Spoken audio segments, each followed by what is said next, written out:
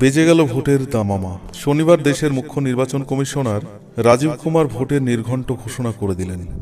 এবার 2024-এ গোটা দেশে 18তম লোকসভা নির্বাচন শুরু হবে 7 দফায়। এই 7 দফাতেই ভোট হবে পশ্চিমবঙ্গে, এবং সেই সঙ্গে রাজ্যের 2টি বিধানসভা কেন্দ্রে উপনির্বাচন হবে। আর শনিবার সেই উপনির্বাচনের তারিখও ঘোষণা করল কমিশন। উপনির্বাচন হবে পশ্চিমবঙ্গের মালদাহের ভগবানগোলা এবং উত্তর 24 পরগনার বরাহনগরে। মুখ্য নির্বাচন কমিশনার রাজীব কুমার ঘোষণা করেছেন যে 19 এপ্রিল থেকে 4 জুন ভোট গণনার সাথে 7টি ধাপে লোকসভা নির্বাচন অনুষ্ঠিত হবে। এবার আসুন দেখে নিই পশ্চিমবঙ্গে কোথায় এবং কবে নির্বাচন হচ্ছে। প্রথম দফার ভোট হবে 19 এপ্রিল, কেন্দ্র কোচবিহার, আলিপুরদুয়ার, জলপাইগুড়ি। দ্বিতীয় দফার ভোট হবে 26 এপ্রিল, কেন্দ্র রায়গঞ্জ, বালুরঘাট এবং দার্জিলিং। তৃতীয় দফার ভোট হবে 7ই মে, কেন্দ্র মালদাহ উত্তর, মালদাহ দক্ষিণ, মুর্শিদাবাদ এবং জঙ্গিপুর।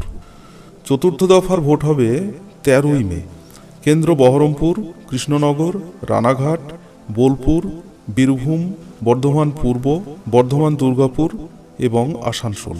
পঞ্চম দফার ভোট হবে 20 মে, কেন্দ্র শ্রীরামপুর, ব্যারাকপুর, হুগলি, বনগাঁ, হাওড়া, উলুবেড়িয়া এবং আরামবাগ।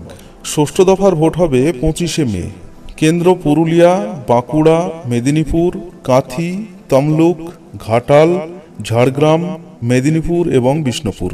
সপ্তম বা শেষ দফার ভোট হবে 1 জুন, কেন্দ্র উত্তর কলকাতা, দক্ষিণ কলকাতা, যাদবপুর, জয়নগর, বসিরহাট, বারাসাত, মথুরাপুর, ডায়মন্ড হারবার এবং দমদম।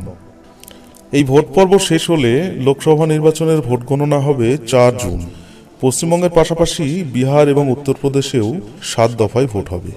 এবার নির্বাচন কমিশন প্রতিশ্রুতি দিয়ে বলেছেন যে জাতীয় নির্বাচন এমনভাবে পরিবেশন করা হবে যা বিশ্বমঞ্চে ভারতের উজ্জ্বলতা বাড়াতে পারে। তিনি আরও বলেন, নির্বাচনে রক্তপাত ও সহিংসতার কোনো স্থান নেই। যেখানে থেকে সহিংসতার খবর পাওয়া যাবে আমরা তাদের বিরুদ্ধে দ্রুত ব্যবস্থা নেব।